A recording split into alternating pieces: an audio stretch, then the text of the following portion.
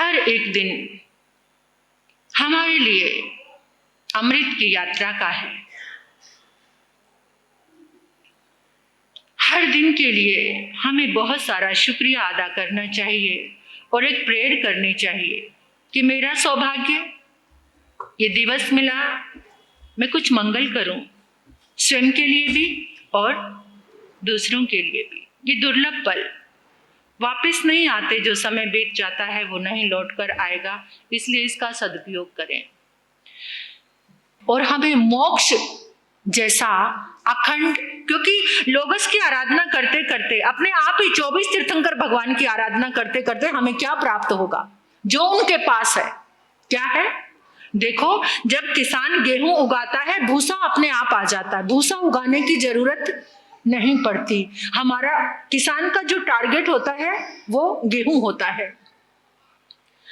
ये शरीर स्वस्थ होना ये तो उस भूसे की तरह है। जब हमारा टारगेट अगर आत्मा से जुड़ जाए तो शरीर अपने आप ही स्वस्थ होता जाएगा। लेकिन हम भगवान से क्या मांगते हैं? क्या मांगते हो आप?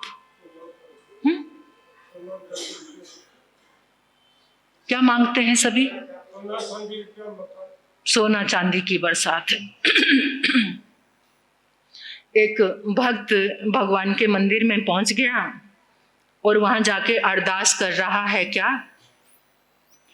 मेरी 60 लाख की लॉटरी खुलवा दे महावीर स्वामी, और मेरी 60 लाख की लॉटरी खुलवा दे महावीर स्वामी, खुलवा दे महावीर स्वामी, दिलवा दे महावीर स्वामी, खुलवा दे महावीर स्वामी, दिलवा दे महावीर स्वामी, और मेरी 60 लाख की लॉटरी खुलवा दे महावीर स्वामी।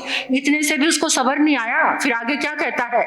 प्रभु जी सुनो, एक सुंदर सा हो बंगला और बंगले में एक जंगला, एक सुंदर सा हो बंगला और बंगले में एक जंगला, जंगले में पहरेदार बिठवा दे महावीर स्वामी, जंगले में पहरेदार बिठवा दे महावीर स्वामी। अच्छा है वो भक्त, आप भी तो होंगे वो, है ना? भगवान के पास क्या है? क्या मांगना चाहिए? ज्ञान, दर्शन, चरित्र, तप, संयम, यही है उनके पास। ये मांगोगे तो ये 60 लाख की लॉटरी वो तो अपने आप भूसे की तरह तुम्हारे पास आ जाएगी। लेकिन बहुत मुश्किल का समय है, मुश्किल का समय। इंसान का दृष्टिकोण पूरा बदला हुआ है, बस धन के सिवा और सुख सुविधाओं के सिवा और कुछ भी नहीं। आज के दिन ऐसा कह दो कि महाराज साहब ने एक देव सिद्ध किया है और आज जो अमीरपेट के स्थानक में आएगा सोने के सिक्के बरसेंगे। फिर मुझे लगता है पूरा हैदराबाद एक मैसेज निकाल देते, फिर तो आपके स्थानक में आपको कुछ और ही अरेंजमेंट करना। ये प्यार है किसका? उन सिक्कों को छोड़कर जाना है। और अपने कितने लोग तो ऐसे हैं अपने लिए प्रयोग नहीं करते और जमा कर करके रखते, और कौन प्रयोग करता है? और जब जमा कर करके अंतिम में जब मरते हो ना, तो फिर इतना प्यार है कि जो मोह है उसका छूटता नहीं, और फिर उसके ऊपर आकर ये बन जाते हो। ये यात्रा है आज का जो हमने एक थीम रखा है। क्या? कपल शिविर। कौन कौन कपल आए हैं? हाथ खड़ा करके बताएंगे। जो कपल आए हैं, बहुत अच्छा, आप लोग आए, जागरण हुआ। तो कपल के ऊपर ही थोड़ी सी 10-15 मिनट की बात कर लेती हूँ। दंपति, दाम्पत्य जीवन, कपल किसको कहते हैं? पति और पत्नी के जोड़े को। ये भारतीय संस्कृति में पति और पत्नी बनने की एक व्यवस्था, मर्यादा की, संस्कारों की। इस बंधन में जो बंध जाते हैं, फिर बाहर का व्यभिचार बंद हो जाना चाहिए। अब होता है या नहीं ये तो आप लोग जानते हैं, लेकिन हो जाना चाहिए। ये एक व्यवस्था संस्कारों की, भारतीय संस्कृति की, सभी धर्मों की, चाहे वो सनातन धर्म है, चाहे वो वैदिक, जैन, सिख, ईसाई, कोई भी धर्म है, विवाह पद्धति सभी में है। और ये एक रूप से देखा जाए तो ये एक मर्यादा की पद्धति है। पति पत्नी एक ऐसी व्यवस्था है जो पूरे परिवार को स्वर्ग बना सकते हैं, पूरे परिवार को, पूरे घर को अच्छा बना सकते हैं। दोनों में पैरेलल समझ होनी चाहिए, दोनों की समझ अच्छी होनी चाहिए। ये नहीं पति सोचे कि जो कुछ करना है पत्नी को ही संभालना है, पत्नी सोचे जो कुछ करना है पति को ही नहीं। जैसे दोनों पांवों का महत्व है, दोनों आंखों का महत्व है, दोनों कानों का महत्व है। एक कान से सुनना कम हो जाए तो क्या होगा, एक आंख से दिखना बंद हो जाए तो, एक हाथ काम करना बंद कर दे, एक पांव से चलना नहीं हो तो पैरालाइज होता, तब कैसी स्थिति है। एक पांव नहीं चल सकता, एक हाथ पूरा काम, एक आंख, यानी दोनों अंग क्या है, महत्वपूर्ण है। इसी तरह से पति और पत्नी गृहस्थ रथ के दो पहिए हैं जो दोनों ही अच्छे होने चाहिए। ठाणांग जी शास्त्र में 4 प्रकार के पति और पत्नी बताए गए हैं, 4 प्रकार के। एक है देव और देवी जैसे, एक जोड़ा कैसा है जिसमें पति भी देव है और पत्नी देवी है। और एक जोड़ा ऐसा है पति देव है और पत्नी राक्षसी है, देव और राक्षसी।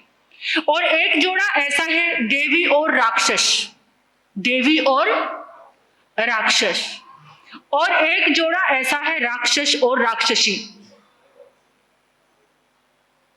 कौन सा जोड़ा बनना चाहते हो? बनना चाहते हो या हो? बता तो दो। भाव है पर बने नहीं अभी तक, बने हुए देख लेना आप कौन है, कौन है देव देवी। भगवान महावीर का समोशरण लगा हुआ था,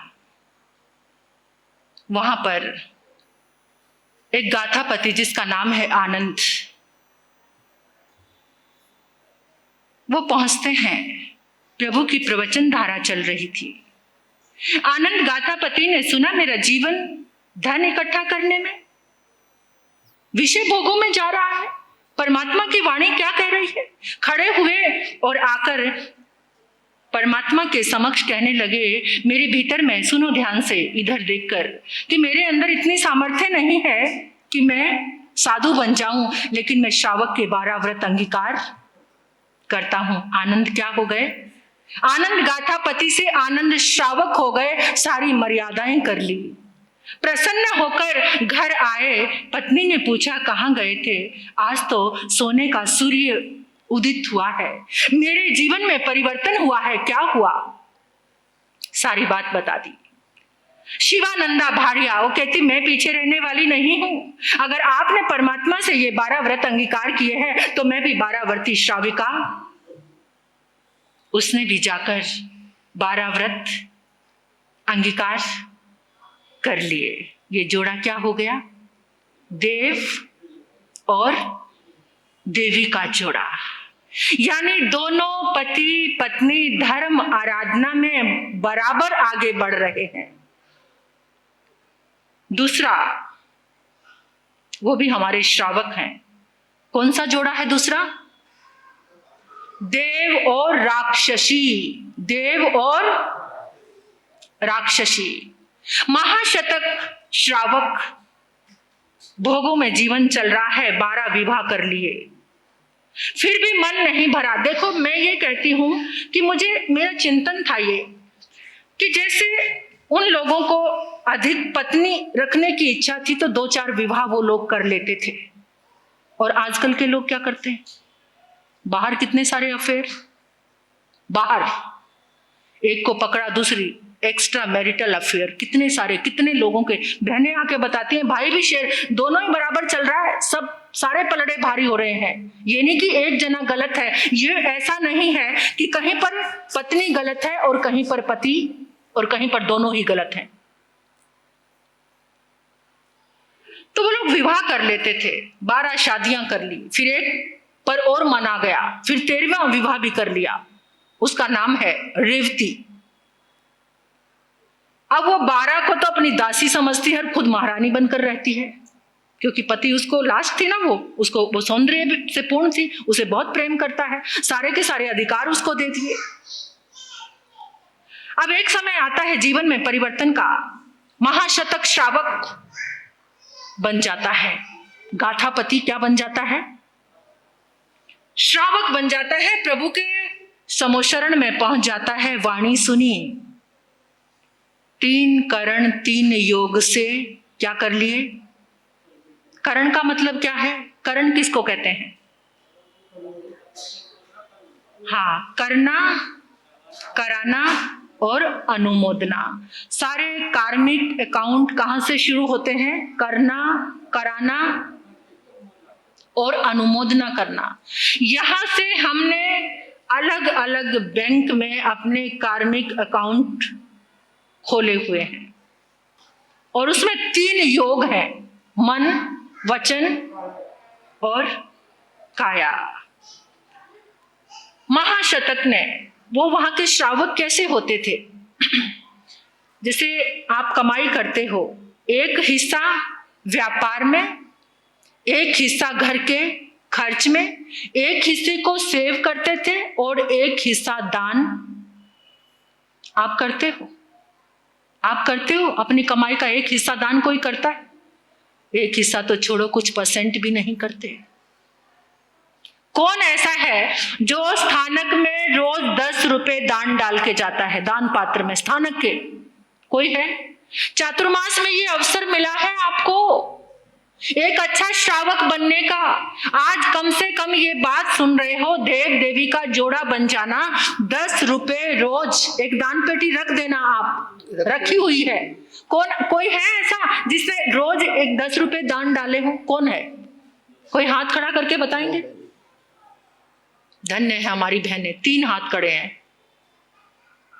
आज से कौन कौन प्रारंभ करेंगे, कौन कौन, एक अच्छी व्यवस्था, अरे जोर से, ये सम्मान की बात है, शर्म की बात नहीं, धीरे नहीं, पूरा हाथ खड़ा कर लो अच्छे से। 10 रुपए में आपका कुछ भी घटेगा, 10 की जगह 100 या 50 जरूर आएंगे, गारंटी से कहती हूं। एक बार छोड़ना तो शुरू करो, जिसने छोड़ा उसने पाया, जिसने भोगा उसने खोया, जिसने भोगा उसने खो दिया। वो श्रावक तो ऐसा करते थे, अपना एक हिस्सा, जितनी देर चातुर्मास चल रहा है, रोज आप यहाँ स्थानक में आ रहे हैं, 10 रुपए दान पात्र में। आज तो 10 रुपए की कोई चीज भी नहीं आती है, कहीं 10 रुपए का कुछ लेकर आ जाओगे आप, एक पानी पूरी भी नहीं आती होगी 10 रुपए की, चॉकलेट भी नहीं आती है। देख लो आप, उस 10 रुपए को भी आप छोड़ना नहीं चाहते, छोड़ो उसे। महाशतक ने श्रावक के व्रत अंगीकार कर लिए, पत्नी को आके बताया, तिल मिला गई, अब ये मेरे किसी काम का, क्योंकि भोगों की मर्यादा हो गई। और एक समय ऐसा आया, महाशतक पोषदशाला में जाकर, अब उनका पूरा दिन पोषदशाला में व्यतीत होता है, जब भी कोई तिथि आती है पोषदशाला में, और वो तिल मिलाती रहती है, भोगों में पड़ी हुई। वो रेवती एक दिन क्या करती है, ये मेरे किसी काम का नहीं, आज जाऊंगी ना देखने तो उसका गला दबा दूंगी, ना रहेगा बांस ना रहेगी बांसुरी, और मैं भी मुक्त हो जाऊंगी।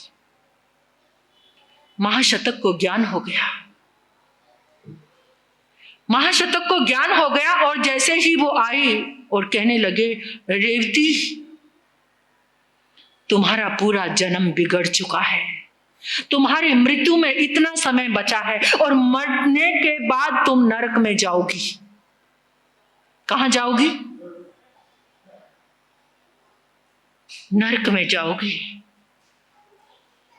प्रभु के सामने कुछ प्रश्न आए। उन्होंने कहा कर भेजा कि अगर श्रावक को ज्ञान हो जाए तो अपने मुंह से कोई कड़वी बात, ये प्रभु है, ये प्रभु है, ये है महावीर कि अपने मुंह से कोई कड़वी बात। ये कौन सा जोड़ा है? सुन लेना और एक्सपेरिमेंट कर लेना कि आप कौन सी तरह के पति पत्नी हैं। देव और राक्षसी। पति तो प्रभु भक्ति में लीन हो गया और पत्नी को भोगों के सिवा। आजकल की लड़कियां भी आके कह देती हैं, महाराज साहब मेरा तो भाग्य ही खराब हो गया, ऐसे पति से शादी हो गई, रोज तो समाइक करता है, ना मुझे कभी घुमाने लेकर जाता है, ना कोई सिनेमा दिखाने के लिए लेकर जाता है, ना कोई हिल स्टेशन। मुझे क्या पता था, मुझे पता होता इतना धर्म करता है तो मैं शादी ही। ये कौन सा जोड़ा है? देव और राक्षसी का। धर्म करता हुआ पति अच्छा, धर्म करती हुई पत्नी अच्छी नहीं लग रही। तीसरा जोड़ा है देवी और राक्षस। कौन? बहुत सारे मिलान है इस गृहस्थ जीवन में। देवी और पत्नी मंदोदरी है और पति रावण है।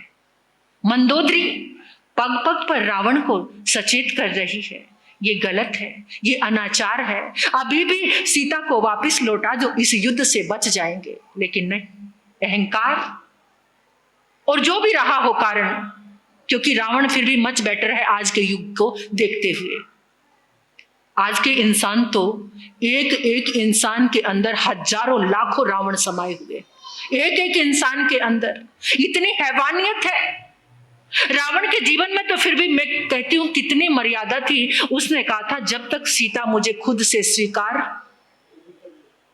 और आजकल ये देखा ना कलकत्ता में और अनेकों जगह में क्या हो रहा है। एक एक लड़की को इतने लोग उसका बलात्कार कर देते हैं। कहां से वो दिल लेकर आते हैं? क्या मनुष्य है वो? पशु भी अच्छा है, पशु भी यौनाचार संबंध ऋतु में बनाता है। ऋतु में शेर अपनी जिंदगी में सिर्फ एक बार संभोग करता है, सिर्फ एक बार। इसलिए सिंह की उपमा दी जाती है महापुरुषों से। इंसान तो जानवर से भी गया बेता है, ना दिन का विवेक है, ना रात का कोई विवेक है। अगर दाम्पत्य जीवन को सुंदर सुघड़ता से, निरोगता से, स्वस्थता से अगर आप इस यात्रा में चलना चाहते हो तो सुनो। पत्नी देवी बन जाए तो कभी राक्षस बने पति को संभाल सकती है। पति अगर देव बन जाए तो राक्षसी वृत्ति वाली पत्नी को सन्मार्ग पर ला सकता है। और एक जोड़ा ऐसा है जो राक्षस और दोनों में किसी को कोई विवेक नहीं, दोनों के जीवन में ही धर्म नहीं। बस दिन भर मोबाइल चलाओ और सैर सपाटे को जाओ, होटलों में खाओ और घूमने के लिए जाओ। बस ये जीवन राक्षस और राक्षसी का जीवन है, जहां कोई मर्यादा नहीं, कोई विवेक नहीं, कोई धर्म नहीं। इस कपल शिविर के माध्यम से मैं आपको सिर्फ इतना ही कहना चाहती हूं कि ये जीवन मिला है आपको, जीवन को कुछ मर्यादा में बांध लो।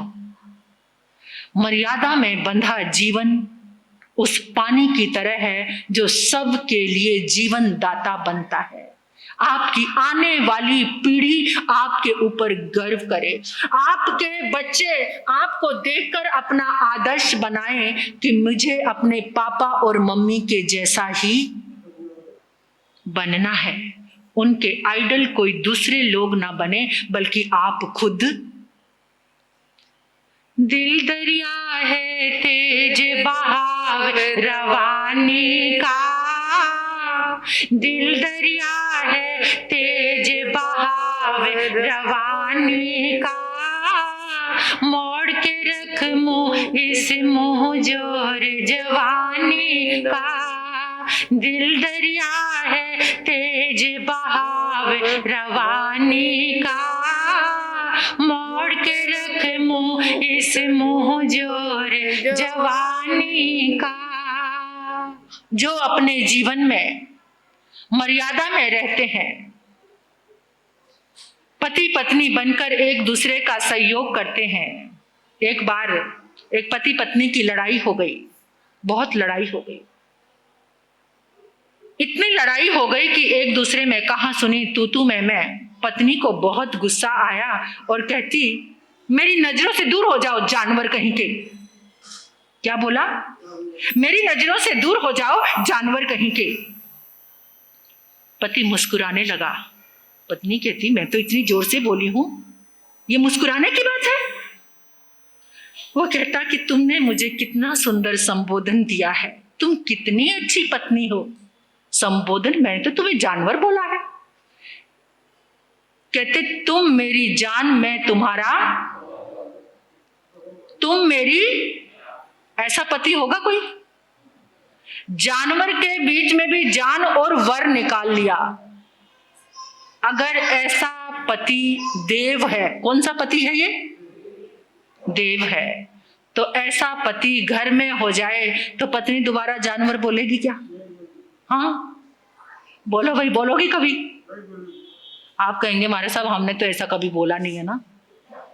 आप तो सब देवी पत्नियां हैं। हाँ, और पति भी जितने आए हैं सब देव हैं, सब देव हैं। क्या बात है, बड़े दावे कर रहे हो आप तो। सब देव हैं और सब, मैं तो चाहती हूं आप देव देवियां ही बने रहो और यही बने रहना। देव, हाँ बड़े महाराज जी कह रहे हैं देव देवी बनना तो श्रावक के व्रत ले लो। एक क्लास रख लेते हैं एक दिन, एक वैसे हम रखेंगे एक क्लास जिसमें श्रावक श्राविका के व्रत आप जीवन में, उसमें छूट बहुत सारी है, ये मर्यादा आप अपने जीवन में कर सकते हो और इस मर्यादा में आप बंध जाओगे तो जीवन सुखकारी हो जाएगा, बहुत सारे पापों से आप बच जाएंगे।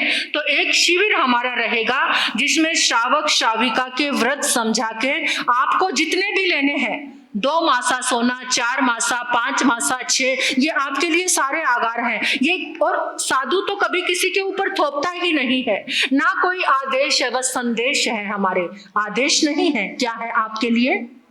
संदेश है। इन संदेशों को सुनकर अगर आप उसको अंगीकार कर लेंगे तो ये जीवन आपका बहुत अच्छा बन जाएगा। और मेरी सबसे एक ही बात कहना है, आप जो पति और पत्नी हैं, सबसे ज्यादा लड़ाई की एक ही बात जड़ होती है। क्या? पति जो होता है वो पत्नी के परिवार को सम्मान नहीं देता। वो चाहता है कि सबसे ज्यादा मेरे माता पिता का सम्मान किया जाए, और जहां उसके अपने ससुराल की बात आती है उनके साथ व्यवहार मधुर, इससे पत्नी हमेशा परेशान रहती है कि मेरा पति मेरे पारिवारिक जनों का सम्मान, अपने पारिवारिक जनों का सम्मान चाहता है लेकिन मेरे पारिवारिक जनों का, और यहां से मन मुटाव बढ़ते हैं और एक दूसरे से वो परेशान। तो इस बात को जरूर सुधारना। अगर आप चाहते हो कि मेरी पत्नी मेरे माता पिता का सम्मान करे तो आप भी उसके माता पिता का, उनको रिस्पेक्ट दें। जैसे अपने माता पिता को गिफ्ट देते हैं, अपनी पत्नी को भी कहो कि तुम अपने मायके जा रही हो, मम्मी पापा के लिए, भाई बहनों के लिए गिफ्ट लेकर जाओ। इतनी सी बात से घर का वातावरण प्रेम में बन जाता है, सम्मान में बन जाता है और एक दूसरे के अंदर प्रेम बढ़ना। और सबसे मेरा यही कहना है कि बाहर का आकर्षण छोड़ देना, अपने पति के साथ ही सीमित रहना। बाहर कोई पसंद भी आ जाए तो उसी समय दिल को रोकना कि ये अनाचार है, ये व्यभिचार है, ये जीवन के ह्रास का कारण है। आप लोगों के लिए भी, भाइयों के लिए भी ये बात है। पत्नी हमेशा व्यस्त रहती है, समय नहीं दे पाती तो आप बाहर अटक जाते हैं, और बाहर वाले कहते हैं पतिव्रता मैली भली काली कुचित कुरूप, पतिव्रता मैली भली काली कुचित कुरूप, पतिव्रता के रूप पे वारों कोटि स्वरूप। अगर घर में पत्नी पतिव्रता है और आप बाहर इधर उधर देखते फिरते हैं, बड़े तरीके से लुभाते हैं फोन पर, बातों पे, गानों पे, और इससे जीवन क्या होना शुरू हो जाता है। एक बार मैं रास्ते से, हम लोग विहार कर रहे थे, तो गाने की कुछ लाइनें चल रही थी, और ऐसी लाइनें सुनकर आज के युवक युवतियां बड़े प्रभावित होते हैं। गाने की क्या लाइन थी, आपको ज्यादा मुझसे भी अच्छी तरह से आता होगा। गाना चल रहा था, तेरे वास्ते फलक से मैं चांद लाऊंगा, तेरे वास्ते फलक से मैं चांद लाऊंगा, 16-17 सितारे संग बांध लाऊंगा। बड़ा अच्छा गाना है ना? ऐसा हो सकता है? ऐसा हो सकता है? सुनने में नहीं, लोग अपने ऊपर अप्लाई कर करके यही सब कुछ चल रहा है। तो मैं चाहती हूँ इसको रोको। ये झूठी पाखंड बेकार की बातें हैं। कौन किसी के लिए चांद तारे ला सकता है? एक बार लुभाया, पीछे तो आपकी जात भी पूछने वाला कोई नहीं है। जहां पर ये जीवन जा रहा है उसे रोकना चाहिए। तो आज इस कपल शिविर में आपको एक एक मंत्र मिलेगा। क्या? एक एक मंत्र, और एक गुरु की साक्षी से एक रक्षा सूत्र मिलेगा। पति और पत्नी जितने जोड़े हैं वो बाद में आगे आ जाएंगे। बाद में जैसे ही प्रवचन सभा स्थगित होगी, उसके बाद पति पत्नी जोड़े के रूप में आगे शांति से आके बैठ जाएं, और आपको एक एक मंत्र मिलेगा। वो जो मंत्र है आपकी निर्मलता बढ़ाएगा। वो भगवान के गुण कितने हैं? 1000 कितने गुण हैं? उन 1008 गुणों से वो मंत्र निकले हुए हैं। हर रोज आपको वो मंत्र एक दूसरे को सामने बिठाकर रोज आप ये सूत्र में बंद कर जाना। अगर आप चाहते हैं कि सुख के सूत्र में बंधना है तो रोज आमने सामने बैठकर 27 बार, आपको 27 बार, छोटा सा मंत्र है, इतना ऐसे आंखें मत करो कि बहुत बड़ा है। वो 27 बार आपको आमने सामने, एक दूसरे के आमने सामने बैठकर पढ़ना है। पति ने सोचना है पति के सिर में जा रहा है, और पत्नी ने सोचना है पति के सिर में वो मंत्र जा रहा है। तो आपकी जीवन की गाड़ी वो सारी की सारी अभिलाषाएं पूर्ण करने वाला है, आपके पाप मिटाने वाला है, कलिष्ठता को दूर करने वाला है, और एक समय ऐसा आएगा कि सारी इच्छाएं परमात्मा में जाकर समाहित हो जाएंगी। तो ये आपको जरूर से जरूर लेना है। और एक एक धागा होगा, रक्षा सूत्र, एक दूसरे को आपने रक्षा का सूत्र, क्या एक दूसरे की एक रक्षा सूत्र कल तो बहन भाई ने बांधना है, लेकिन हाँ कल ही, और एक रक्षा सूत्र हम पति और पत्नी को एक दूसरे की रक्षा, उसके सम्मान की रक्षा, उसकी इज्जत की रक्षा, उसके रिश्तों की रक्षा, और पति भी अपने पति के सम्मान की रक्षा, उसके गौरव की रक्षा, और एक सुंदर पवित्रता की रक्षा। ऐसी रक्षा के लिए वो रक्षा सूत्र आप जरूर एक दूसरे को बांधना, मंत्र लेकर जाना। ये बहुत सुंदर आज की व्यवस्था है। अब गुन्नी मैया के मुखारविंद से आप उनकी अमृतमयी वाणी का पान करेंगे। इसी के साथ ओम शांति।